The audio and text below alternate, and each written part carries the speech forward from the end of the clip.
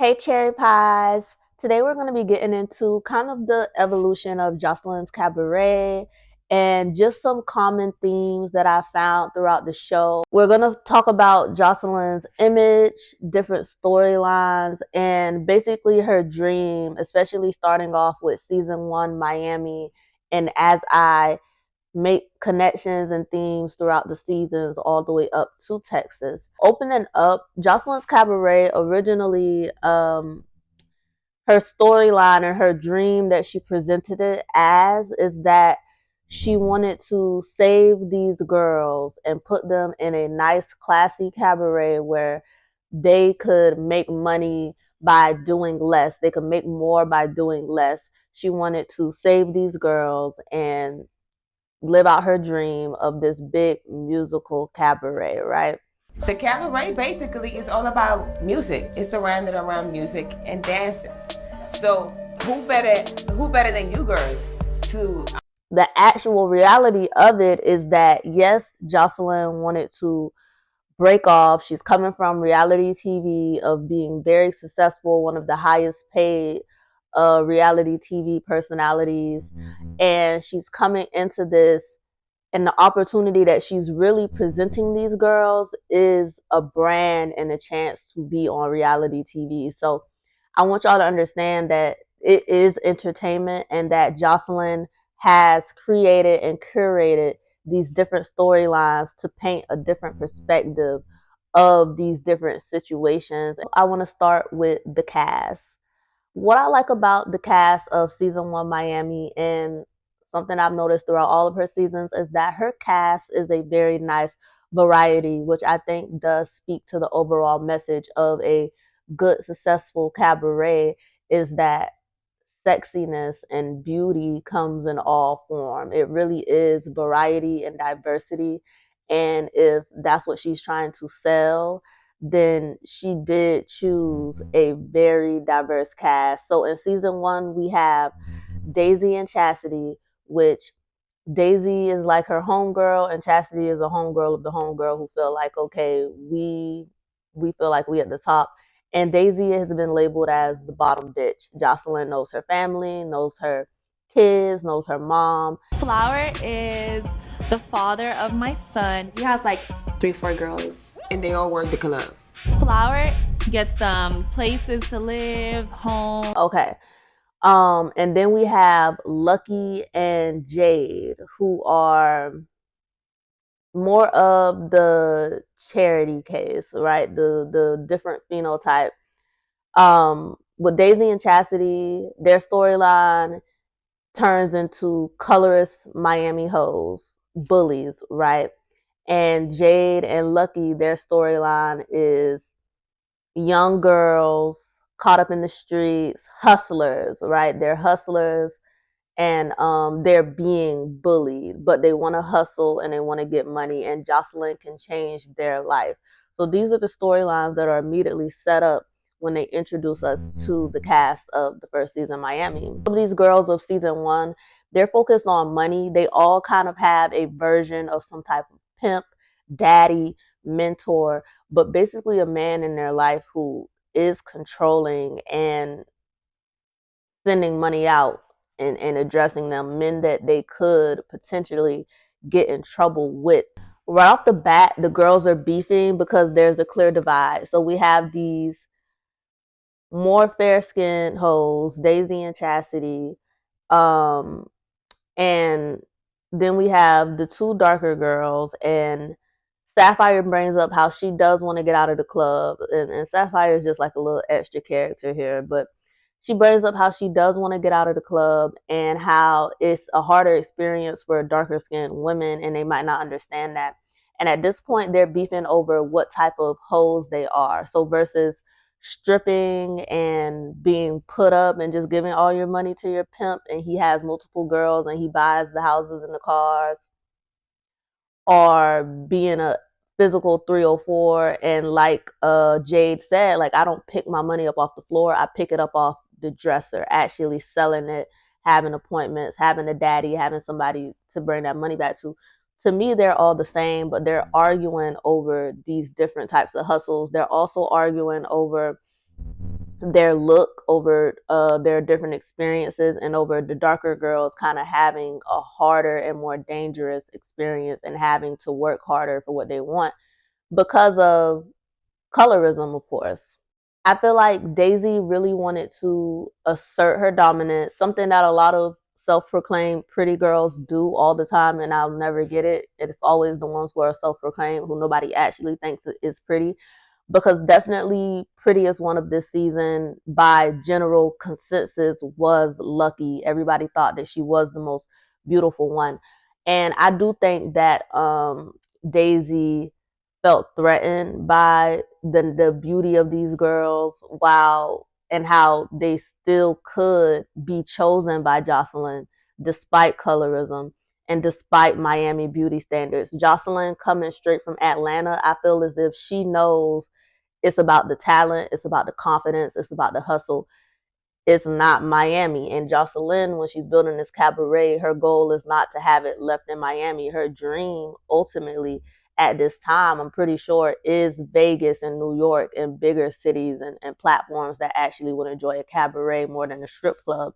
We don't have cabarets in Miami. We have strip clubs. That's what we have. And how Sapphire Express would be a more classy environment where they're selling seduction as they're supposed to be, where it's not hands on, where all of that. So the variety in the class has caused this division on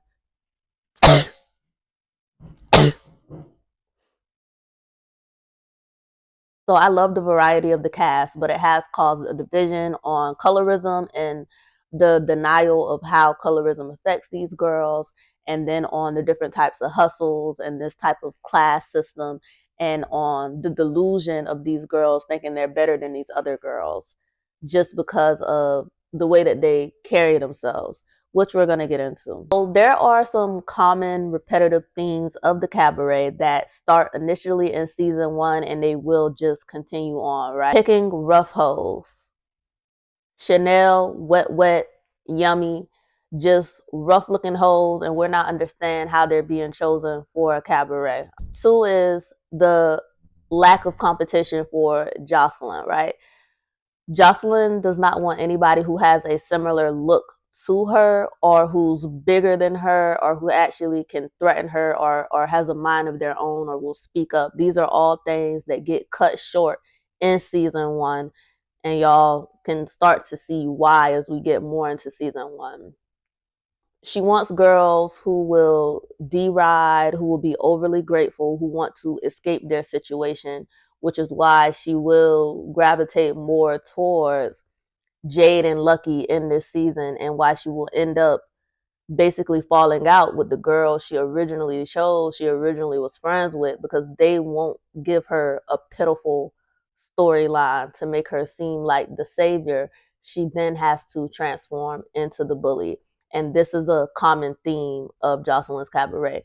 As I get into season 1 Miami, we're going to see how the cabaret failed and how it completely changed Joseline, but Joseline was always there, you know what I'm saying? But it changed how she wanted to be perceived.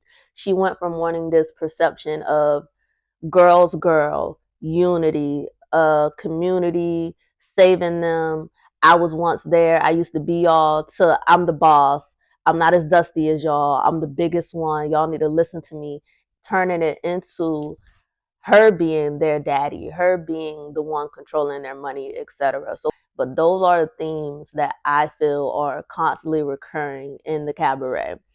Picking rough hoes, pick me's, not allowing herself to be challenged, getting rid of any type of competition, or trying to humble any competition or anybody who has a similar look to her. Lexi, can I be in the video? Wait, why? So Joseline in season 1, I think her mistake was that she wasn't happy as a 304 and she went to go save these girls. And Joseline has become an entertainer, a reality TV star. These girls are in survival mode. They're not thinking about being TV stars. They're thinking about the hustle, the money. The TV is the hustle Joseline is really trying to put them onto, which is why the girls act that way in season 1. They don't realize that the TV and the publicity and making a storyline and a brand for yourself through this TV show is what she's actually giving them. They want their money in hand because all of these girls answer to someone. And if they don't get paid, they can actually get in trouble. So after this season, Joseline does realize, okay, I have to pick girls who want to be stars, who want fame. I can't just pick girls who want money. I need clout chasers in order for them to allow themselves to be exploited for my gain. Mother passed away in my arms in front of my eyes. That's something I had to think about every single day. So from here, we get into the different storylines and the different perspectives that Joseline has set up, and where we begin to see where all the girls are coming from.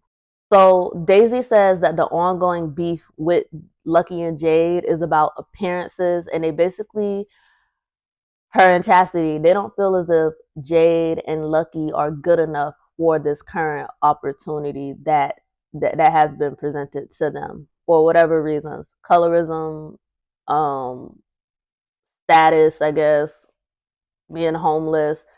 They don't feel like these girls are worthy of this opportunity. Chastity and Daisy, they see themselves as equal to Joseline. They see themselves as friends. They know that this is the woman who's supposed to cut their check, but as of now, she hasn't cut a check. It's just been camera crews, and these girls are all still working. Whatever work they do, they're all working. So dancing, laying in hotel rooms, walking the strip, all these girls are still working and still have their own thing going on, which y'all will see in later seasons.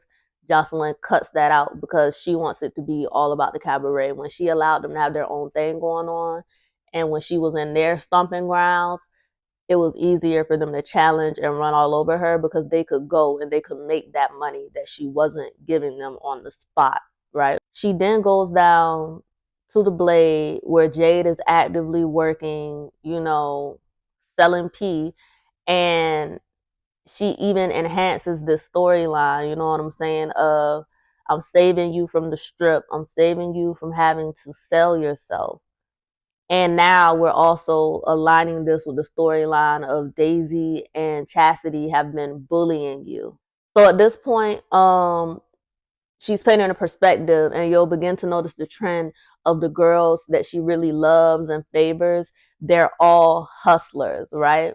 Chanel, Wet, Jade, hustlers who want to do anything for the money, coming from bad situations, very desperate, do boys, do girls, willing to do anything. And that is the perspective that she wants it to be seen as.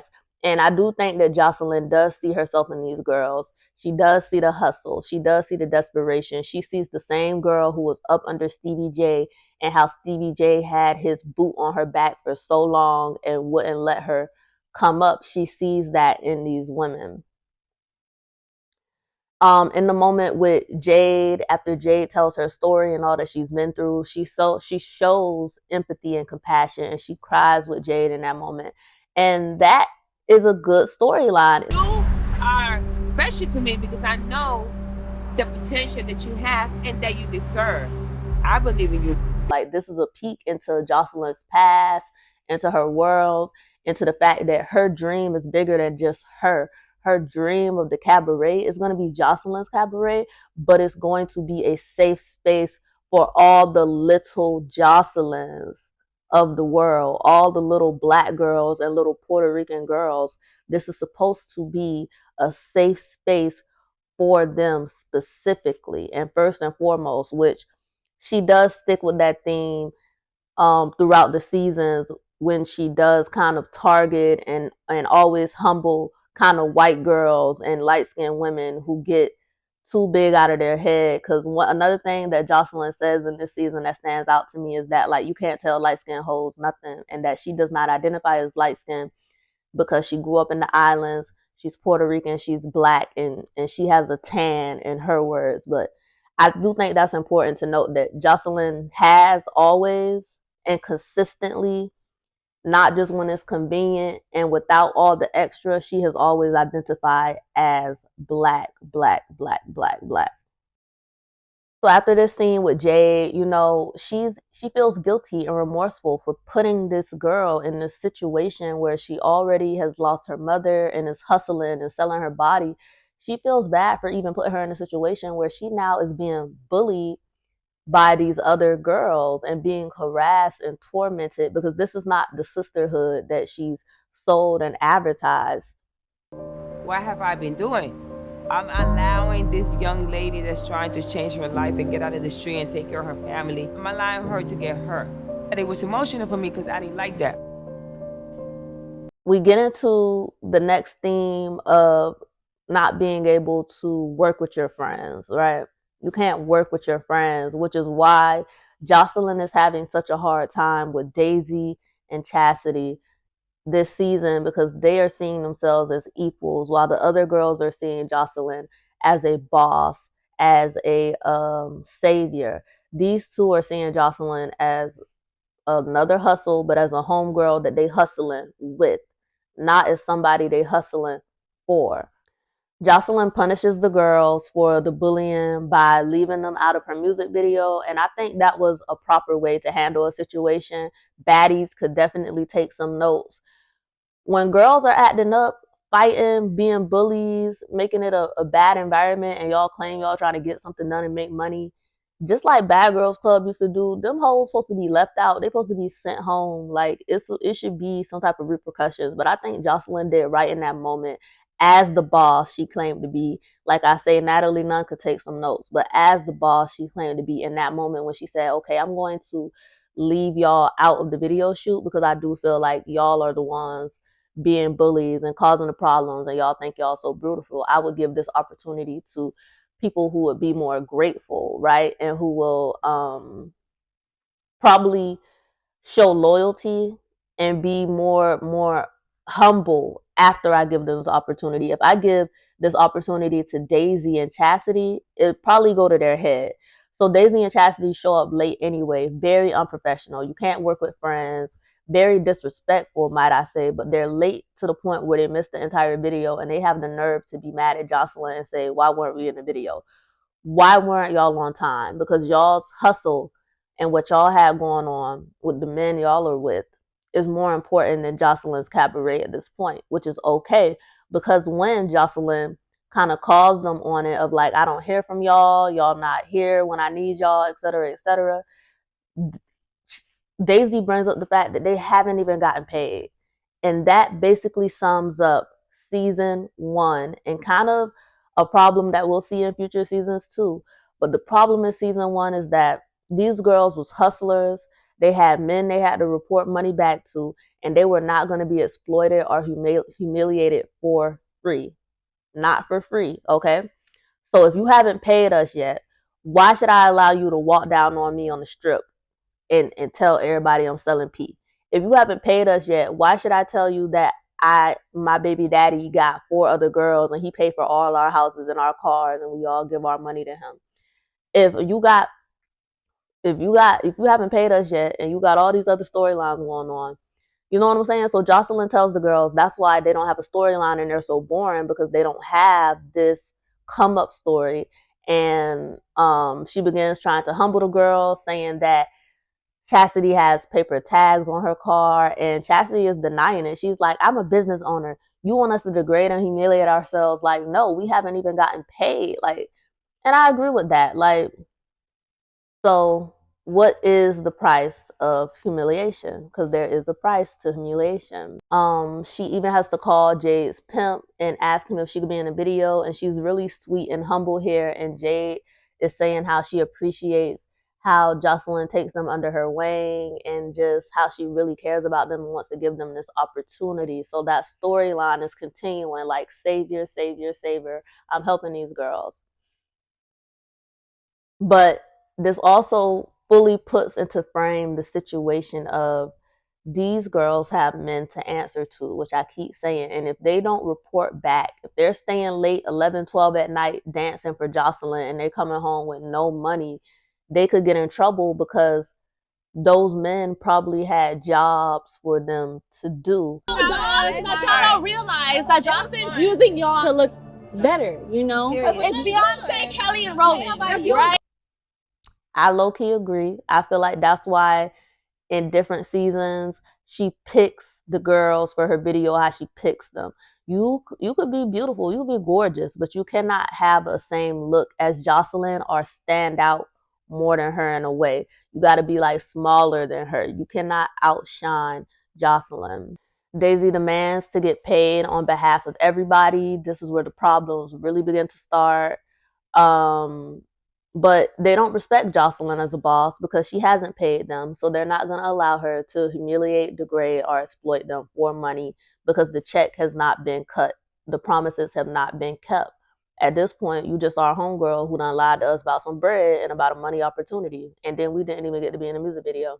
I feel like Joseline never picks on girls who are actually her own size, which she then attacks Chastity. I will say this. Chastity and Daisy was not scary. They was never scary. Everything they said behind Joseline's back, they said it to her face. You want to be the Beyonce. You don't want to outshine you in your own video. I get it. I get it. She says she's fake, and I think she said that she's fake because she probably told them to do like the bullying and stuff for a storyline, and now she's switching up on them. And I think that's where the whole like you're fake thing is coming from. Joseline basically says that they're too conceited and they think they're better than everybody. Chas says they don't have a storyline because they're successful. That's pretty much it. The fight wasn't about Lucky. It wasn't about Jade. It was because Chastity said to her face that they looked better than her and that they wanted to get paid. And she told her she got evicted. It's because she talked big shit to Joseline's face. Really, I got into the fight because of you and Jay. So I don't expect you to make a joke out of it. When one of them hosts call you, you tell them the only reason why Joseline got into this is because of me and Jay. Because that's what really happened. Because the whole time, Lucky played both sides in that moment. So in that moment, she made Joseline look stupid because she changed the storyline and perspective. When she said, "How was I supposed to know?" and you didn't fight for me, when she exposed the fact that Joseline didn't fight for her, even though she wasn't there, and that was the storyline that they had been going with the entire season, it was like, okay, Joseline had to snap in that moment. And that is when the true colors, the veil is dropped. Joseline is over it. She's like, am I going to let these girls walk all over me? Or do I want the same respect and adoration and attention and loyalty as they give to these PIMPs? Which is it going to be?